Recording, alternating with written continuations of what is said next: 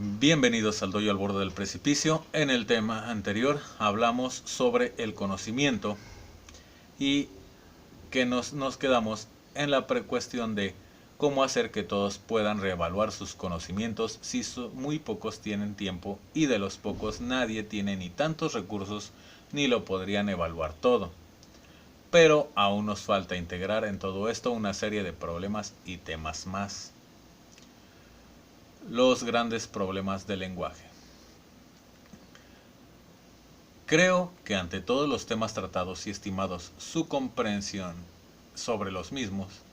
y estimando su comprensión sobre los mismos, parece ser tiempo de cerrar todas las incógnitas abiertas sobre el lenguaje, de tal modo y yendo por partes, develemos sus misterios. Las trampas del lenguaje.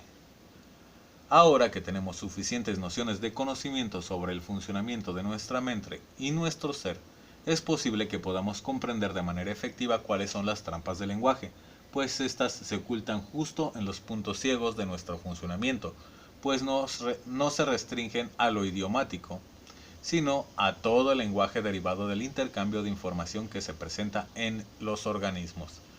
Hasta donde en lo personal he podido distinguir, existen 10 trampas del lenguaje, aunque por supuesto pueden existir más. O sea, estas trampas del lenguaje no son solo cosa de razonamiento, sino que también pueden darse en el inconsciente. Ahora bien, la primera, a la que llamaremos como trampa de anteconceptualización, resulta del hecho de que antes de tener conocimiento de concepto alguno, y más aún del significado y uso socialmente de cualquier palabra, el individuo ya tiene patrones y conceptos sensitivos y precomprendidos hechos, los cuales se combinan y adhieren para dar forma a los conceptos nuevos que se van conociendo, dando lugar a que de manera inherente, cuando un concepto es transmitido de un individuo a otro, el concepto que está aprendiendo pueda llegar a tener una interpretación diferente a la que se espera, en mayor o menor escala y de acuerdo a la precisión de la explicación y comprensión de los involucrados, lo cual crea automáticamente una tendencia a que exista cierta discrepancia entre el concepto y la comprensión correcta del mismo de varias formas, tales como que la comprensión se encamine a aquello a lo que realmente significa el concepto, pero con mayor o menor precisión que la que tiene quien instruye, a que una mezcla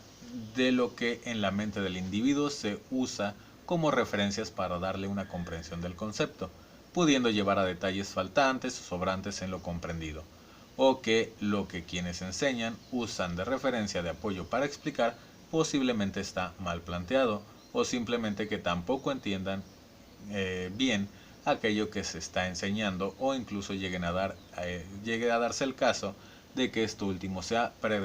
premeditadamente hecho con la finalidad de crear engaños, lo cual, a efecto del tiempo y las situaciones de la vida en que el individuo use o aplique dicho concepto, puede hacerle aumentar o reducir dicha tendencia o certeza, o incluso terminar desvirtuando completamente el concepto real. Además de que también puede llegarse a dar el caso de que, independientemente de que el concepto haya sido comprendido correcta o incorrectamente, a lo largo de la vida, por razones sociales, el concepto pueda ser modificado en la mente del individuo de manera benéfica o perjudicial, agregando características falsas a las que tiene o concretando mejor el concepto,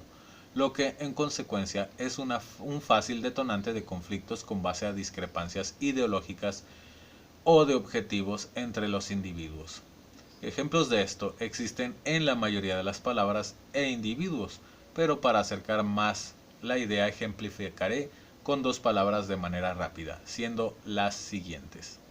Comúnmente, cuando a un individuo se le enseña la palabra vida, ésta suele comparar el concepto con sus experiencias hasta el momento vividas, y con base a ello suele hacer el primer concepto de la palabra. Con el tiempo este concepto suele variar y adaptarse conforme se sabe de la muerte, libertad, buena o mala vida,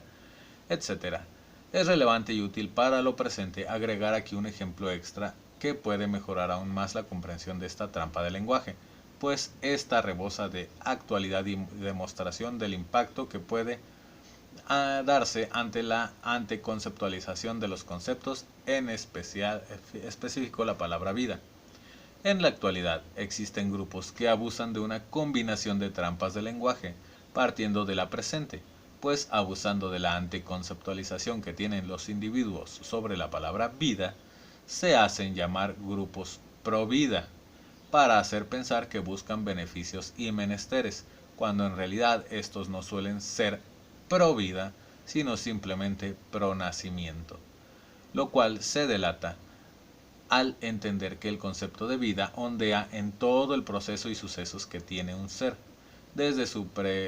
procreación hasta la muerte, pero en este caso los integrantes de tales agrupaciones solo buscan evitar el aborto y procurar el nacimiento, sin más oferta o procuración hacia otras etapas de la vida, siendo que al usar tal nombre buscan dar a entender a otros que ellos defienden toda la vida y no solo la gestación, con lo cual encubren sus verdaderos intereses. Claro que en esto cabe destacar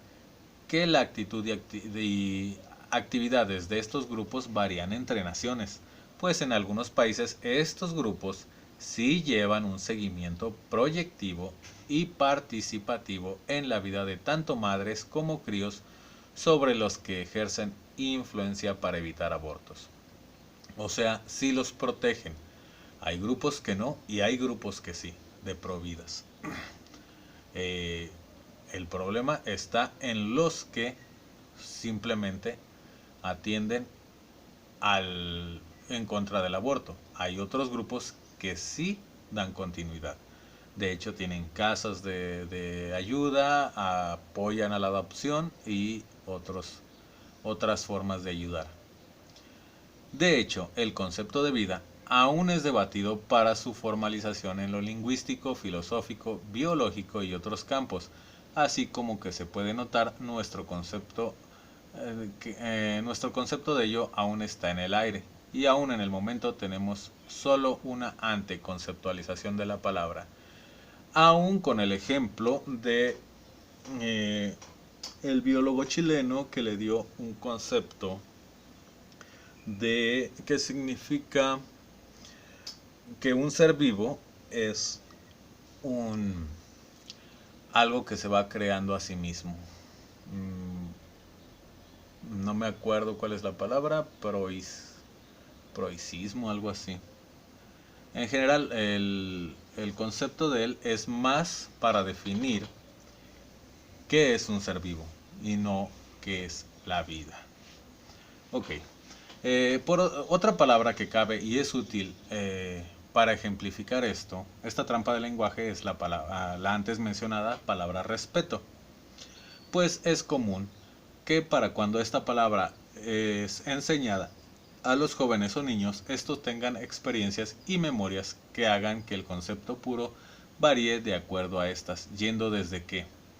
el respeto se relacione o entienda hacia la permisividad o inacción ante individuos que presentan superioridad física, mental o social, tal como se puede percibir en frases como respeta a tus mayores, siendo que el individuo se le puede estar amenazando al enunciarse la oración, o que en opuesto el respeto se relacione o entienda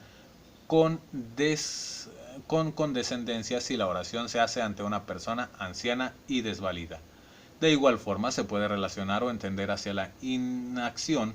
y prudencia ante un desconocimiento, tal como en la frase si no sabes no opines y respeta a quienes sí.